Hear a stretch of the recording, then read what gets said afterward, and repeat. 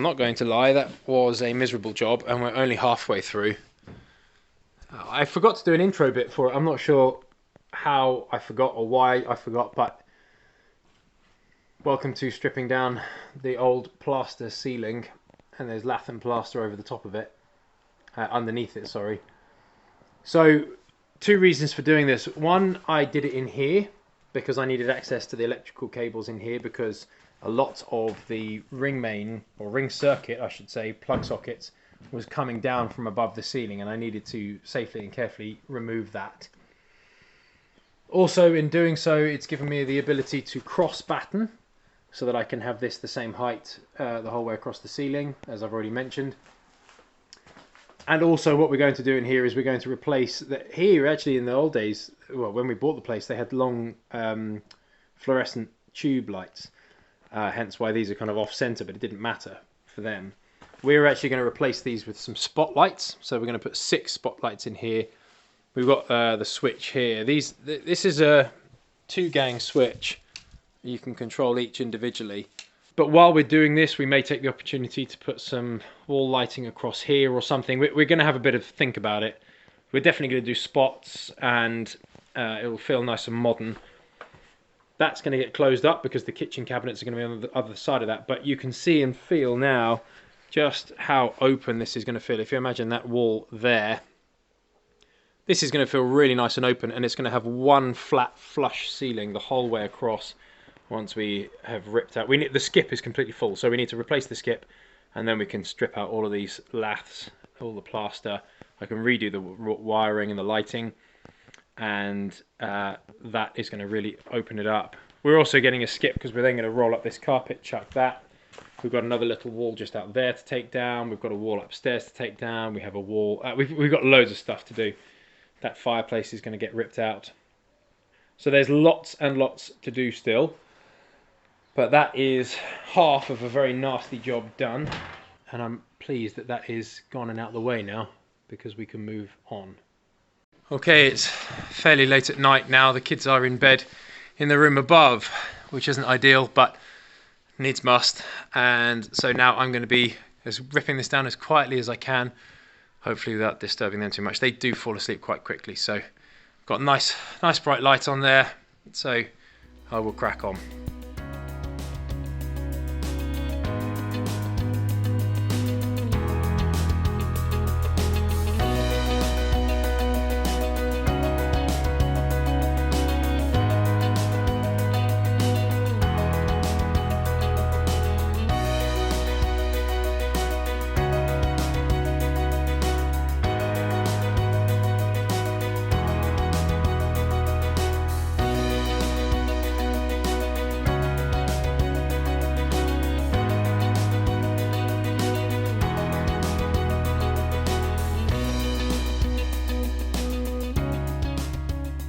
That was miserable, but nice to have out.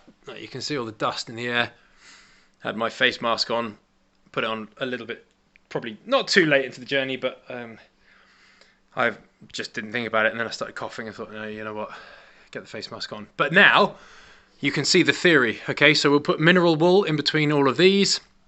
We're going to counter batten across that will get it to the same height as that up there, which will mean that the plasterboard will float straight over that steel beam, and it really does look like one ceiling now, which was the plan and the idea, the dream, the goal, which is awesome.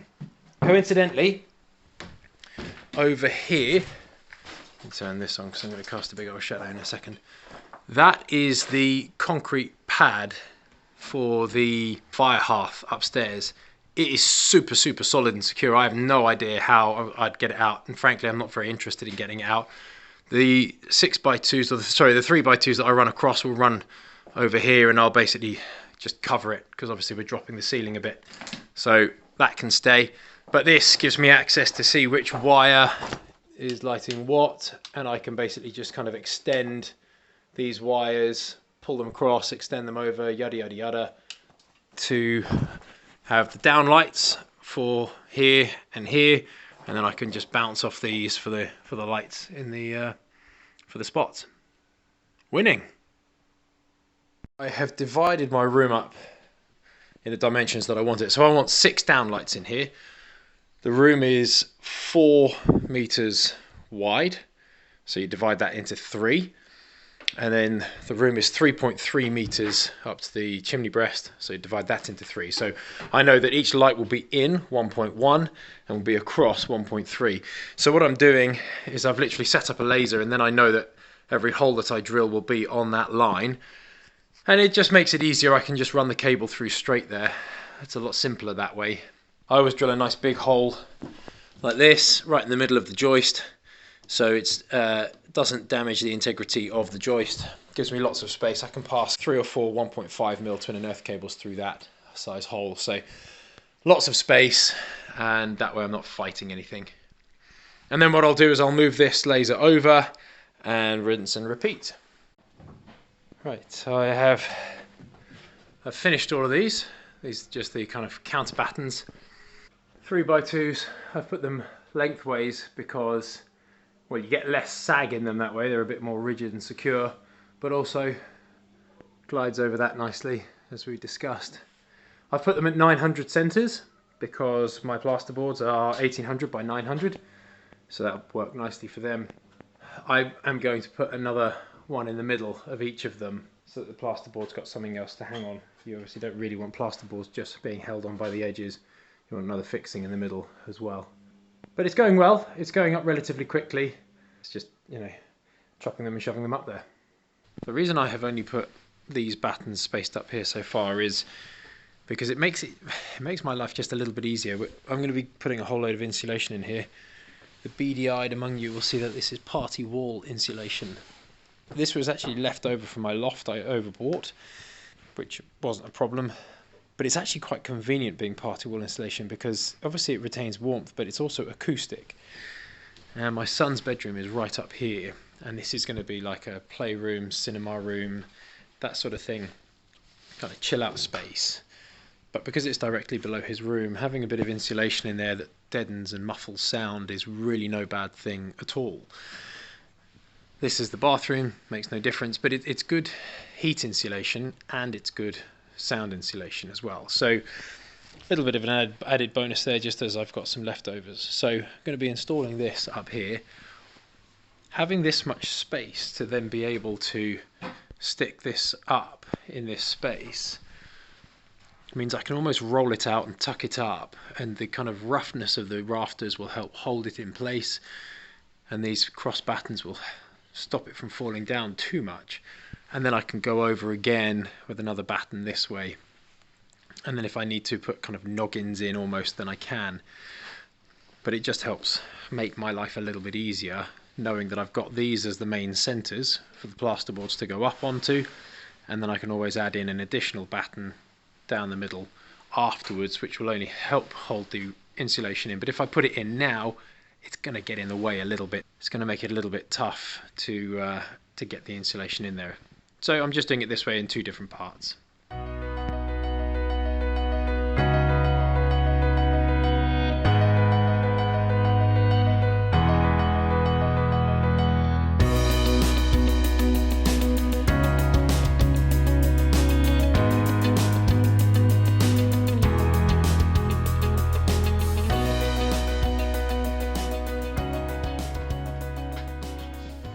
The ceiling is battened out the whole way along, front to back.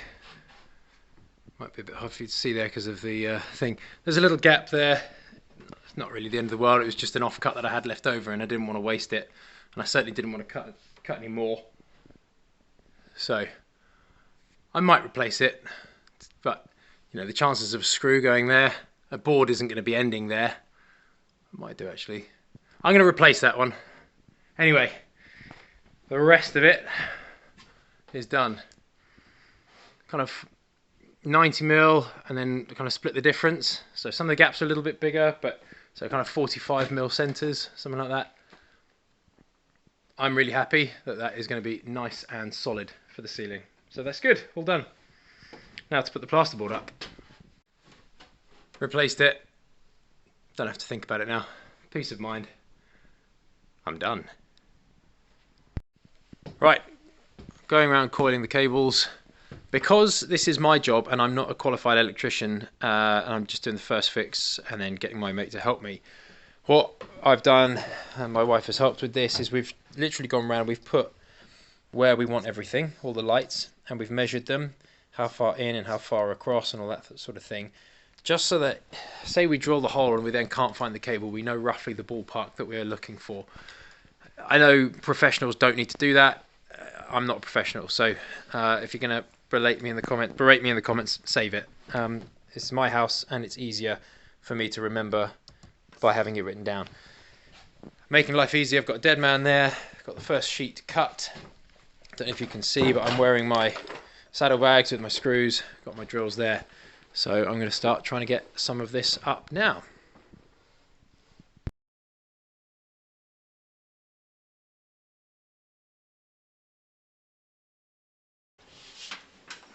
You don't want to puncture the paper too much, you want to just depress the paper down a little bit. Just like that. So you keep the plasterer happy, maintain the integrity of the plasterboard.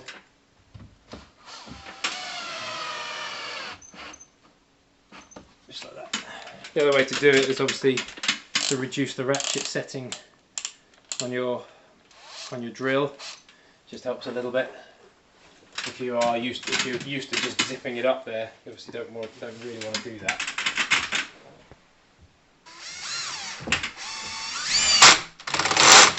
So if you set the ratchet setting, you can't over tighten it.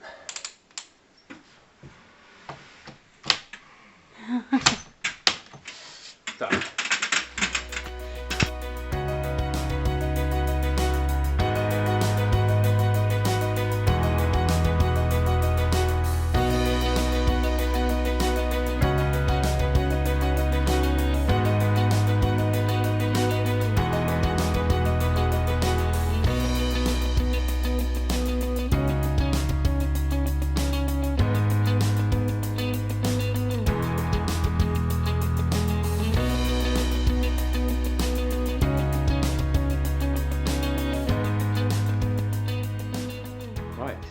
Bit difficult for you to really kind of get a sense of this, I think, because obviously there's no contrast.